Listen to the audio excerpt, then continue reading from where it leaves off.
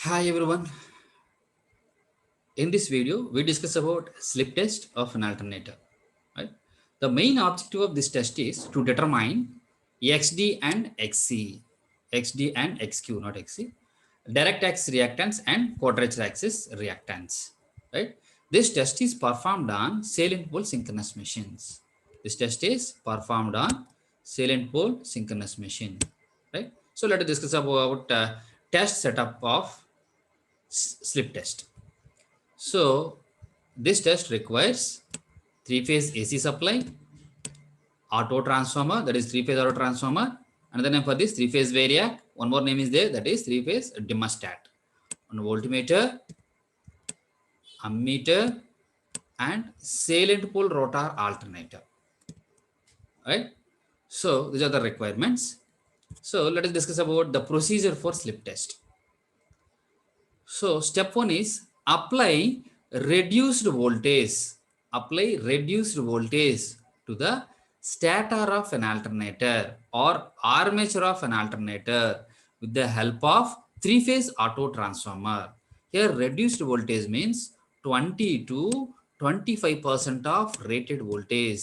Reduced voltage means how much? How much rating? 20 to 25% of 20 to 25% of reduced voltage is applied across armature of an alternator. That is step 1. Step 2, step 2, run the rotor at less than synchronous speed. Run the rotor at less than synchronous speed. The reason for this, to create oscillations in the armature current as well as armature voltage. That is the main function here, to create oscillations in the armature voltage as well as armature current. Okay, so for that we need to rotate the rotor at less than synchronous speed. Coming to general case, in case of synchronous machine, rotor speed is constant. That means rotor is rotated with synchronous speed. Okay, now so stator poles also rotate with synchronous speed. Those two are synchronized with each other. That's why we call that machine as synchronous machine, right? But here our rotor is rotate at less than synchronous speed. What is the reason of that? So a reason for that, to create oscillations in the armature, right? So then only we will find XD as well as XQ.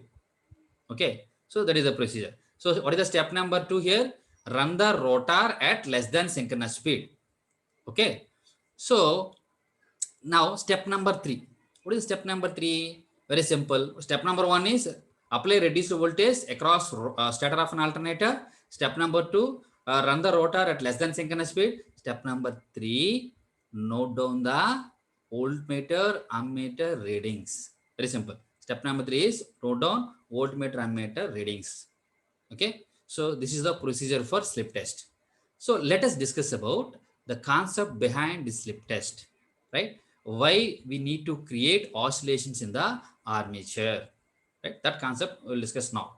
Listen carefully, all of you.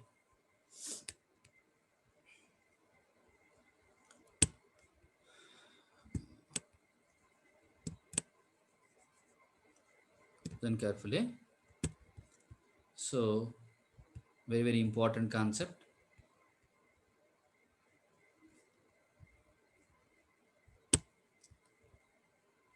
See, so now let us consider two different cases. Consider two different cases. In that first case is armature poles or armature MMF align with direct axis. That is case 1.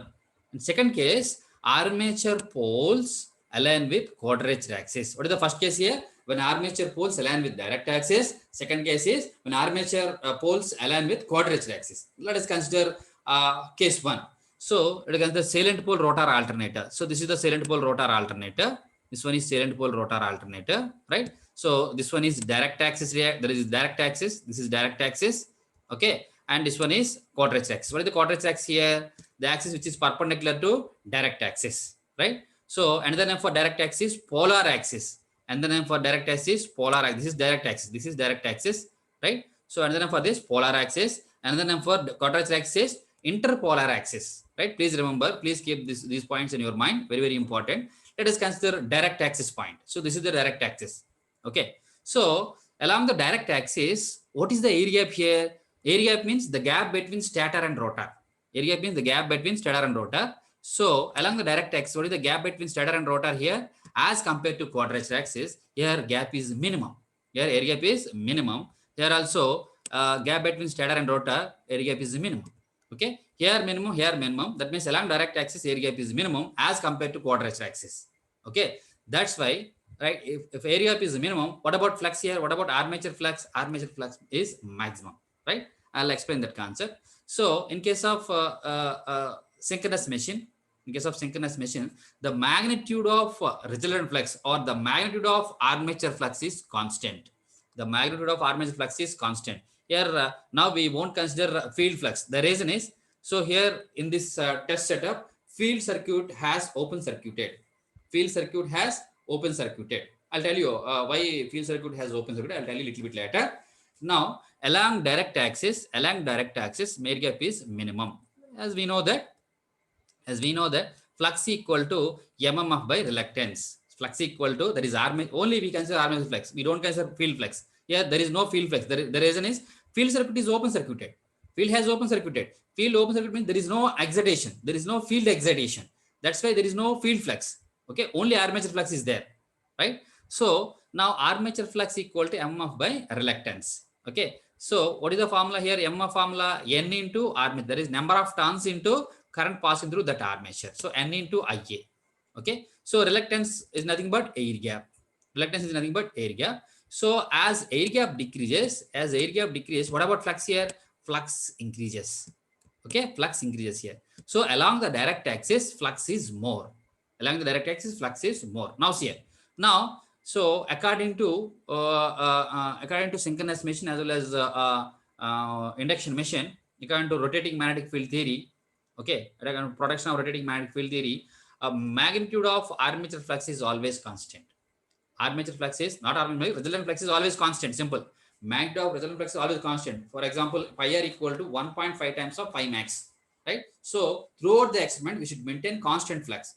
Throughout the experiment, we should maintain constant flux. So for that, here we know that according to EMF equation of generator, E equal to 4.44 F by N into Kp into Kd. According to EMF equation of synchronous generator, E equal to 4.44 into F into number of turns into Kp into Kd. Okay, F into pi into N into Kp Kd. So from that, flux proportional to V by F. Flux proportional to V by F. That should be constant, right? So now use this concept here. So here air gap is minimum means as air gap decreases means flux increases, right? So here flux increases means here along direct axis flux is maximum.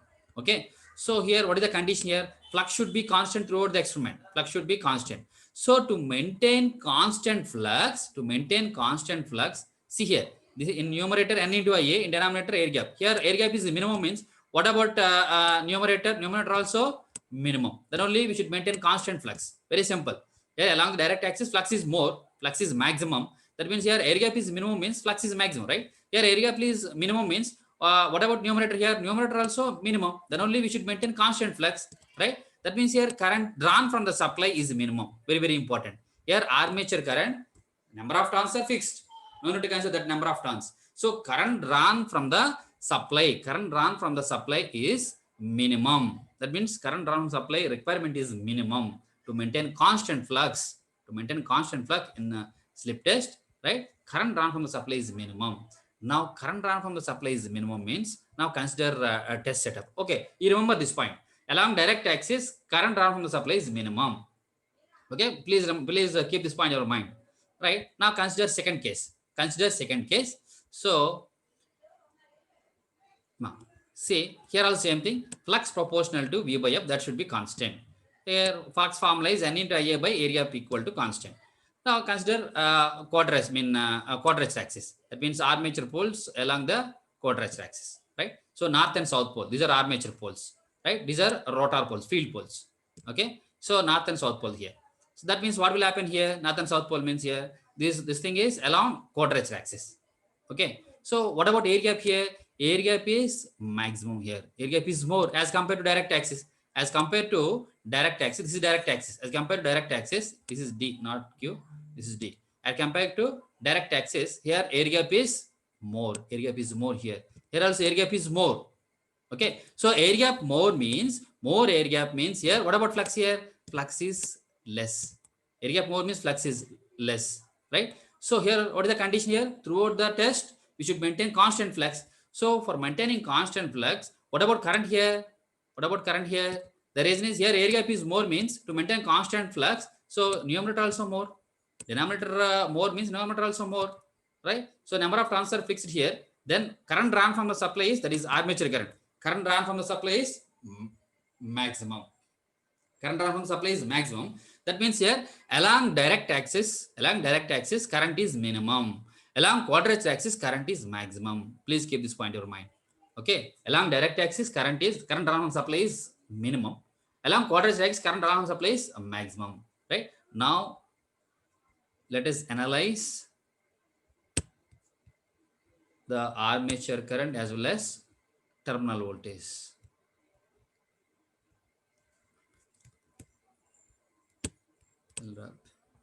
So let us consider a test setup of slip test. Listen carefully here. See, so this one is three-phase supply. This is three-phase supply, right?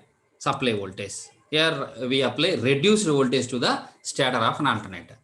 Now let's consider direct axis. Okay, along direct axis, current is minimum. That means current drawn from the supply is minimum, which is measured by the ammeter. Right? So current drawn from the supply is minimum means. So what is the voltage across this armature? What is the voltage across this armature of an alternator? See, let us consider this formula. So this is supply voltage, and this one is voltage drop. That is drop across three-phase variac, drop across auto transformer. Very important.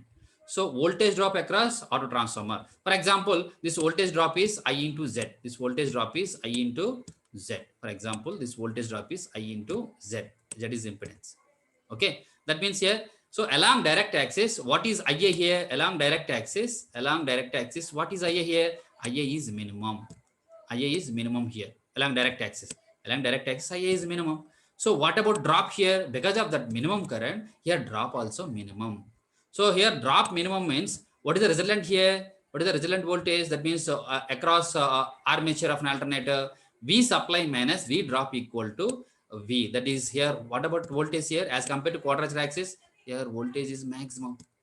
So voltage is maximum. Please remember this. Here voltage is maximum. That means voltage across the stator of an alternator is maximum. So what is the first point here? Very important. What is the first point here? Along direct axis, current drawn from supply is minimum. That is current is minimum, voltage is maximum. Right? Along direct axis, current is minimum, voltage is maximum. Now, what is XD value here? Remember this. What is the XD value here? XD equal to V max by V max by I minimum. Very simple. XD equal to V max by I minimum.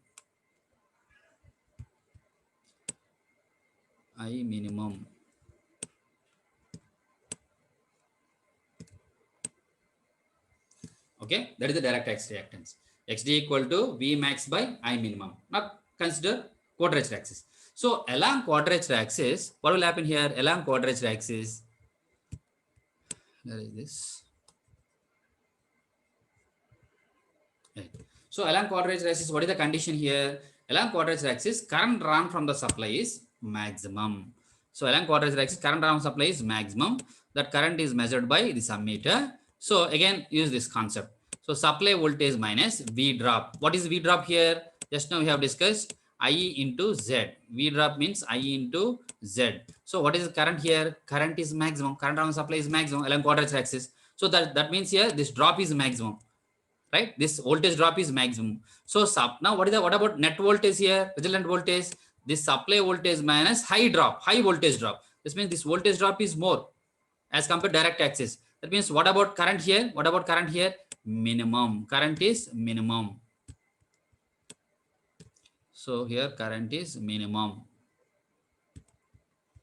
So V minimum.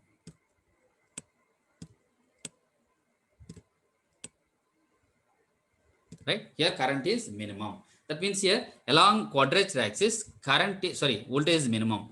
So here voltage is minimum. This is voltage minimum. So along quadrature axis, current is maximum, voltage is minimum. So that is the concept. Now xq equal to, very very important, xq equal to V max, xq equal to, not V max, V minimum, xq equal to V minimum by IA. Current on supply is maximum, right? That's why I max. I max. So this is regarding XD and XQ.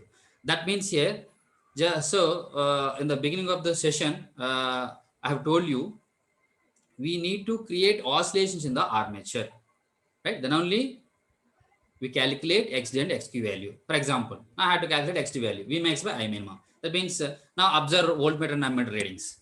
Voltmeter and ammeter readings. Okay, now what will happen here? So if you perform this test on synchronous machine, then what is the procedure here?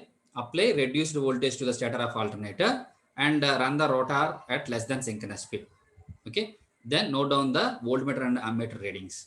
So if we observe the readings of voltmeter and ammeter, then it shows like this. Observe, all of you please observe my video.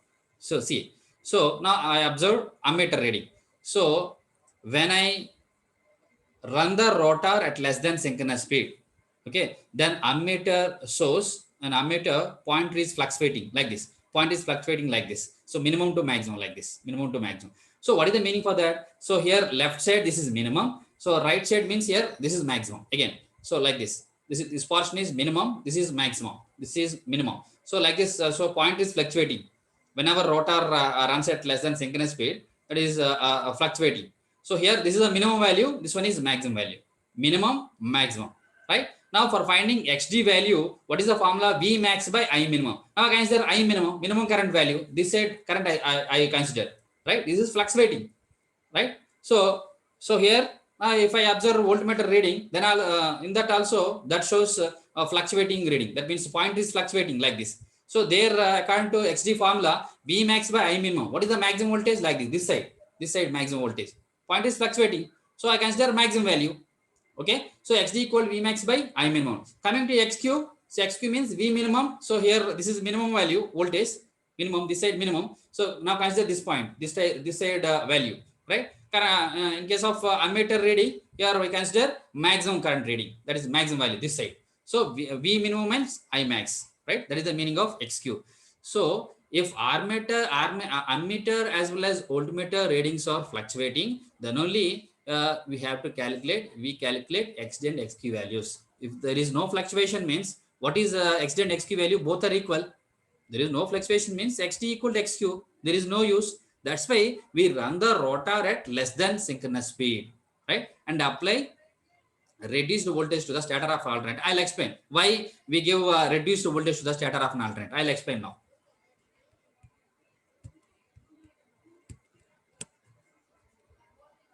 I'll explain now. For example, according to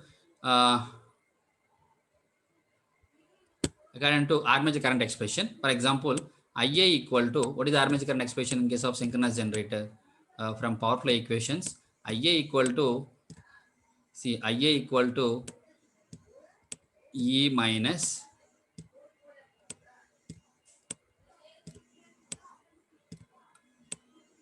IA equal to E minus V by ZS. Now listen carefully, all of you. For example, initially there is no excitation. We know that here a field circuit has open circuited, field winding has open circuited, right? There is no excitation here. No excitation means here is induced EMF is zero. This E is zero. This is not induced EMF. This excitation is zero. Okay, this excitation is zero. So the excitation zero means now what is the formula here? IA equal to V by ZS. IA equal to V by ZS, right? So now if we apply rated voltage, to the stator of an alternator, then what will happen? For example, here line voltage is, for example, here to 415 volts, for example. So 415 by ZS. 415 by impedance. That means here, what about current? For example, ZS value here, consider ZS value is 1 per unit. That means 415 by 1. So what is the armature current here? What is the current drawn from the supply? 415 amperes.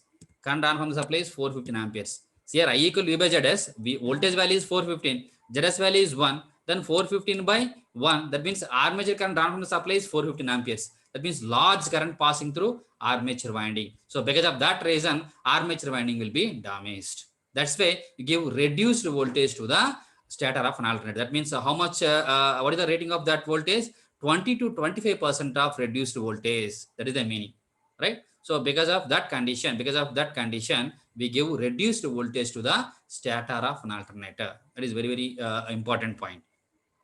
Okay. And another thing, why this field winding is open circuited? Why this field circuit is open circuited? Why we should not give field excitation? That means EMF, or why we should not connect DC supply across this? The reason is, for example, if we connect DC supply here, then what will happen? Because of that DC excitation, see, for example, I'll erase this.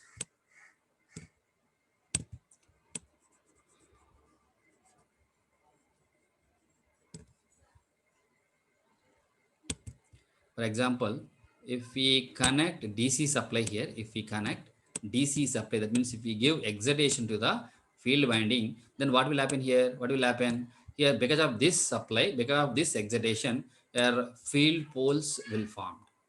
Field poles will form. That means here field poles will form means, so because of this prime mover, those poles will rotate at synchronous speed, for example, synchronous speed. So because of this reason, here in stator also poles will form. So according to synchronous machine, principle of operation of synchronous machine, there also poles will form that also rotate with synchronous speed. That means here what will happen here? Both will rotate synchronous speed means that is nothing but synchronization. Both are synchronization. That means that's why we call this as synchronous machine, right? Both are rotating at synchronous speed, same speed means there is nothing but synchronization. Synchronous means there is no relative speed. What is the relative speed here? Relative speed is ns minus ns. Ns minus nr, basic formula. So our rotor speed is synchronous speed. Then ns minus ns 0. There is no relative speed means there is no induced EMF. No induced EMF means there is no oscillations in the voltmeter and ammeter. Very, very important point here. No induced EMF means no induced EMF across field winding means there is no oscillations. No oscillations in armature, right? Then no oscillations means there is no differentiation of XD and XQ. That is the reason. That's why here field circuit has open circuited. That is the main purpose. Now coming to waveforms across field winding as well as current passing through armature, waveforms of EMF across field winding and current passing through armature and voltage across armature. We'll discuss those waveforms now.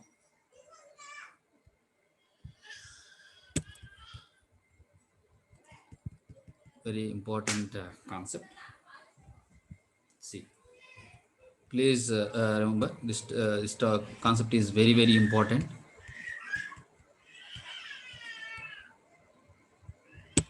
Listen. So, so because of reduced voltage to the armature of an alternator, their poles will be formed.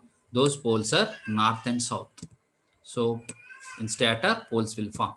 So because of these poles here, flux is passing from north to south, like this. Okay. Now we know that, as we know that there is no excitation across field winding.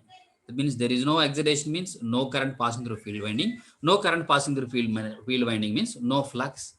That means no flux means no poles will form, right? But here conductors are placed in rotor. Field winding is placed in rotor. Okay. Now I have to calculate the direction of induced EMF or current by applying Fleming's right hand rule. Please observe my video. I have to calculate in the direction of induced EMF or current by applying Fleming's right hand rule. Okay. Now see.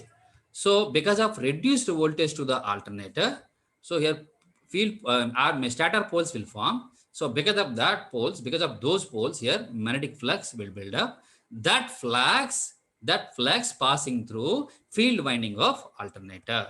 Field winding of alternator. That means let us consider this. Let us consider one conductor. For example, so here magnetic stator speed of stator poles. For example, clockwise direction. Okay. So here speed of rotor also clockwise direction. Speed of rotor also clockwise direction. Right now rotor is rotated in clockwise direction.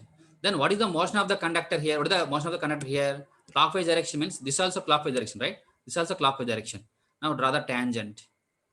The reason is here this is clockwise direction. Rotor direction is clockwise. Clockwise means what is the motion of the conductor? Upward direction. Here upward means here what is the conductor direction here? Downward direction. Right here I draw a tangent to this, right? Now according to Fleming's right hand rule, what is the angle between motion of the conductor and current or EMF here? 90 degrees. What is the angle between these two? 90 degrees. What is the angle between these two? 90 degrees, right? That means here now consider this. So if angle between these two is 90 degrees, then only it will produce induced EMF, right? So angle is zero. That means there is no induced EMF. Use that concept here. Now, what is the angle between these two? What is the angle between these two? Here, flux direction is downward direction. Here, this tangent is upward direction. Now, what is the angle between these two? 0 degrees. Angle between these two is 0 degrees. That means angle is 0 means there is no induced EMF. Very, very important point here. So, along direct axis, induced EMF across field winding is 0. Along direct axis, induced EMF across field winding is 0.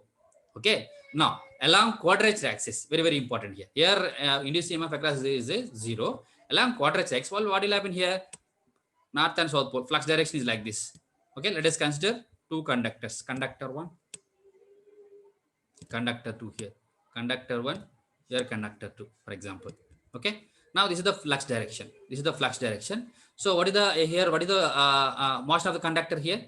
So, let us consider rotor is rotated in clockwise direction, for example.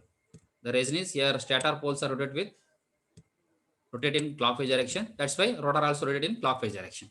Okay. So here clockwise direction means rotor rotation is in clockwise direction means what is the motion of the conductor here? That is also clockwise direction. That means, for example, I consider this rotor, this conductor, whatever it may be, this conductor, this or this, no problem. I consider this conductor. So what is the rotation here? Clockwise direction. Now draw a tangent. This is the tangent. Okay. Now what is the flux direction here? Stator pole flux direction, this direction. So I'm talking about only stator flux. I'm not talking about field flux. The reason is there is no field flux. There is no excitation because there is no excitation means automatically there is no field flux. That is the meaning. So angle between this flux and motion, this flux and motion of the conductor is 90 degrees. Here angle is 90. Here angle is 90 degrees. Angle is 90 degrees. Okay. So angle is 90 degrees means here EMF is induced. So maximum amount of EMF is induced. So along quadrature axis, very, very important. Along quadrature axis, EMF is maximum. Along direct axis, EMF is 0. So that is the concept. Now use this concept while drawing. Based on this concept, we have to draw waveform of induced EMF. That is the meaning. Let us discuss about waveforms of induced EMF, armature current, as well as terminal voltage across armature. So for a competitive examination point of view, your question is, what is the EMF induced across field winding? What is the nature of EMF induced across field winding? Is A option AC supply, AC, B option DC, C option both A and B, D option none of the above. What is your answer? So here answer is AC. I'll draw that waveform now. I'll draw those. Now let us discuss those waveforms. See. Now here. So just now we have discussed along direct axis EMF is 0. CCL. EMF is 0. Along quadrature axis EMF is maximum. CMF is maximum. Along direct axis EMF is 0. EMF is 0. Along quadrature axis EMF is maximum. Okay. Here also you may get on doubt. Sir, why it comes to, it goes into negative direction, here positive direction, here negative direction. Very simple. Here when I consider a salient pole rotor alternator, that rotor, their poles are projecting, so their one pole is north, another pole is south. Okay, under north pole you'll get positive values, and the south pole will get negative values. Simple, right? So here direct axis, here EMF is 0. Okay na? So direct axis EMF is 0. Now join these points, you'll get AC supply. Join these points, you'll get AC supply. Very simple. So what is the nature of induced EMF across rotor field winding? AC, alternating supply, that is sinusoidal. Very, very important point. Now, so another waveform regarding armature current. Very simple. So just now we have discussed along quadrature axis current is maximum, along direct axis current is minimum. Now consider direct axis. So along direct axis, what is the current here? Current requirement is minimum. Along quadrature axis, what is the current requirement is here? Maximum. Along direct axis again, current requirement is minimum. Right? So what is the supply here? Which supply we have given? AC supply. Supply is AC, alternating, right? So that means here, so what is the main function of this? Why we run the rotor at less than synchronous speed? To create oscillations in the armature. So these are the oscillations. Supply is AC, that's why here minimum oscillations to maximum oscillations. That means from direct axis to quadrature axis, minimum to maximum. From quadrature axis to direct axis, maximum to minimum. Again maximum to minimum. Again from direct axis to quadrature axis, minimum to maximum. Right? From quadrature axis to direct axis, maximum to minimum. That is the meaning. So here also same thing. Along direct axis, voltage is maximum. Along direct axis, voltage is maximum. Along quadrature axis, voltage is minimum. Okay, they're all same thing. So from direct axis, quadrature axis, voltage fluctuations are maximum to minimum. From quadrature direct axis, voltage fluctuations are minimum to maximum, like this. Right? So this one is envelope. Actually, these are modulate waveforms. This is the envelope. So this is envelope of armature current. Okay. So these are the waveforms regarding induced EMF across field winding, armature current passing through armature, and voltage across armature, right? So with this, I conclude the concept of slip test, right? If you have any doubt in this, please ask me through chat box, right? So if you like this video, please like and subscribe. Thank you. Have a nice day.